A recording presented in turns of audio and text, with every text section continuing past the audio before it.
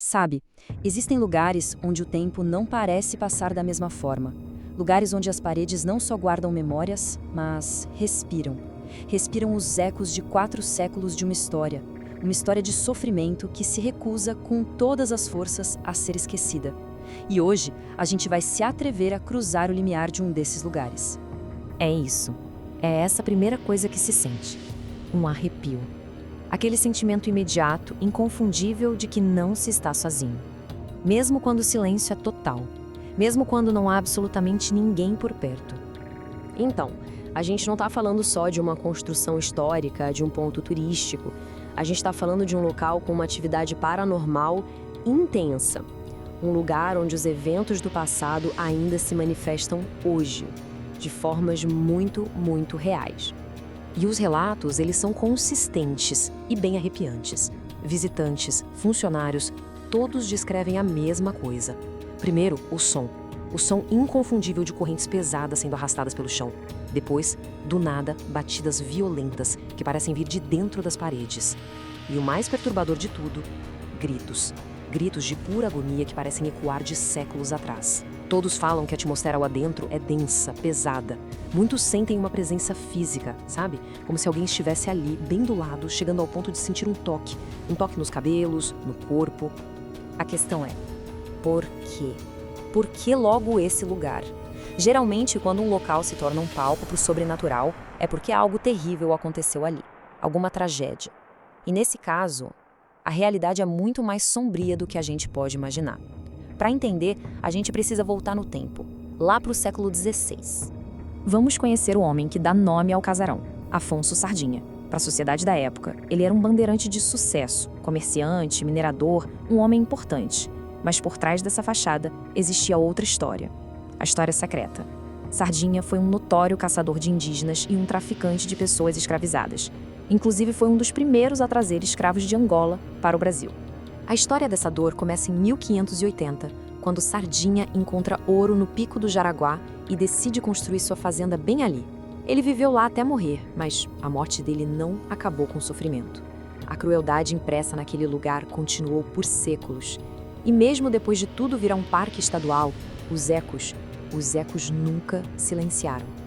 O casarão é grande, tem 21 cômodos, mas tem um em particular que revela tudo. Escondida na estrutura, existe uma pequena senzala, com só alguns metros quadrados. E a altura do teto, apenas 1,60 m. Um espaço projetado não apenas para aprisionar um corpo, mas para quebrar um espírito. Para construir a casa, usaram uma técnica muito antiga, chamada taipa de pilão. É bem rústica, basicamente as paredes são feitas de terra compactadas em camadas, camada por camada, dentro de uma forma de madeira.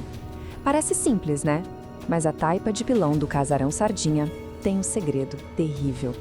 Para dar mais liga, mais resistência à terra, os construtores da época misturaram vísceras e sangue de animais. Só isso já é uma imagem bem macabra. Mas a história, ela sugere algo ainda pior. Se a gente parar para pensar na brutalidade da época, na forma como os povos indígenas e os escravizados eram tratados, uma pergunta se torna inevitável. Será que o sangue usado para erguer aquelas paredes era apenas de animais? A simples possibilidade já impregna no lugar com um horror que a gente mal consegue descrever. E a tragédia vai muito além da construção da casa.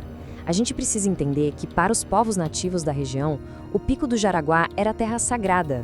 Eles jamais aceitariam que forasteiros invadissem seu território, e muito menos que o profanassem em busca de ouro.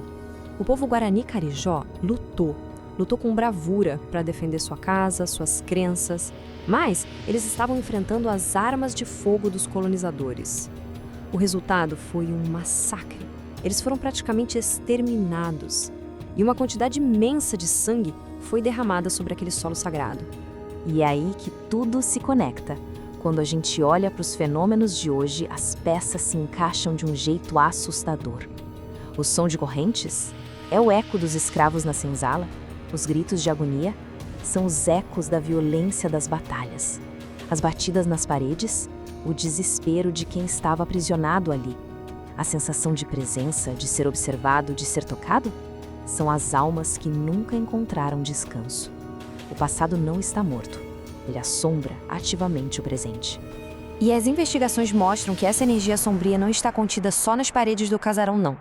Parece que a região inteira do Pico do Jaraguá carrega o peso dessas tragédias. É como se a própria terra estivesse marcada. Ao longo dos séculos, muitas vidas se perderam ali. Na década de 60, por exemplo, vários acidentes fatais aconteceram durante a instalação de umas antenas de transmissão. Nos anos 80, um incêndio numa dessas antenas, mais mortes. Dizem que até numa aldeia indígena que fica ali perto, tem noites que os cães latem desesperadamente pro nada, como se estivessem vendo algo que nós não conseguimos ver. No fim, a soma de tudo isso deixa a gente com uma pergunta bem inquietante. Ao longo de 400 anos de violência, de dor, de tragédia, quantas almas foram deixadas para trás? Quantas delas ainda vagam por aquelas terras, presas aos ecos do próprio sofrimento, sem jamais encontrar a paz? A resposta? Bom, talvez a resposta esteja no silêncio pesado que paira até hoje sobre o casarão Sardinha.